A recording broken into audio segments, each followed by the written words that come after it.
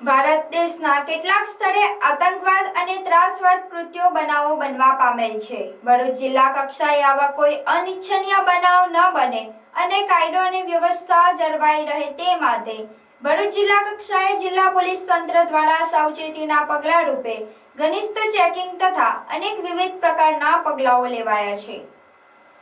ત્રાસવાદીઓ દરિયાઈ માર્ગે આવી નર્મદા નદીમાં ઉપસી આવેલા ટાપુઓ તેમજ આલિયા બેટ ઉપર આવી રોકાણ કરે તેવી પૂરતી શક્યતા છે અને તેઓ રાષ્ટ્ર વિરોધી તેમજ દાણચોરી જેવી ગેરકાયદેસર અને અસામાજિક પ્રવૃત્તિ કરતા ઈસમોને મળી નિર્જન ટાપુઓ ઉપર આશ્રય મેળવી હથિયાર કે નશાકારક પદાર્થો છુપાવે તેવી શક્યતા નકારી શકાય નહીં। ત્રાસવાદી જૂથો સંગઠનો દ્વારા દેશના મહત્વના ચાવીરૂપ સંસ્થાનો તેમજ મહત્વના ધાર્મિક સ્થાનો ભીડભાડવાળા સ્થળોએ હુમલો કરી ભાંગફોડ કરવી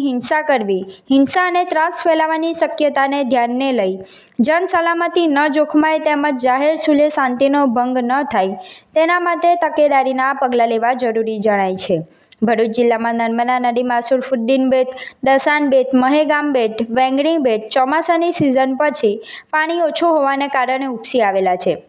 આ બેટ પર કોઈ માનવ વસ્તી નથી, જ્યારે દરિયા કિનારે આવેલ આલિયા બેટમાં માનવ વસ્તી આવેલ છે, જેઓ પશુપાલન તથા માછીમારી કરે છે। આ ટાપુ કાયમી ટાપુ છે, જે હાઈ ટાઇડ તેમજ નદીમાં પૂર વખતે પણ ડૂબતો નથી। આલિયા બેટ, સરફુદ્દીન બેટ, દસાન બેટ, મહેગામ બેટ, વેંગણી બેટ ઉપર અધિકૃત કરેલ અધિકારીને પૂર્વ મંજૂરી વગર કોઈ પણ અન્ય વ્યક્તિ પ્રવેશ કે કોઈ પણ પ્રકારના બાંધકામ કે ધાર્મિક મેળાવડા ન કરે તે માટે કોઈ પણ વ્યક્તિને ટાપુ પર પ્રવેશ કરતા રોકી શકાય તેમજ ગેરકાયદેસર પ્રવેશ કરનાર વ્યક્તિ ઉપર કાનૂની પગલાં લઈ શકાય અને જરૂરી વ્યવસ્થા કરી આવી પ્રવૃત્તિઓ પર જરૂરી નિયંત્રણો મૂકવા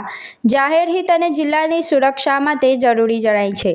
ઇન્ચાર્જ અધિક જિલ્લા મેજિસ્ટ્રેટ હુકમ કરી ભરૂચ જિલ્લામાં નર્મદા નદીમાં આવેલ સુરફુદ્દીન બેટ, દસાન બેટ, મહેગામ બેટ, વેંગણી બેટ, આલિયા બેટ પર પોલીસ વિભાગની પૂર્વ મંજૂરી વગર કોઈ પણ વ્યક્તિ પ્રવેશ કે કોઈ પણ પ્રકારના બાંધકામ તથા ધાર્મિક મેળાવડા કરી શકશે નહીં।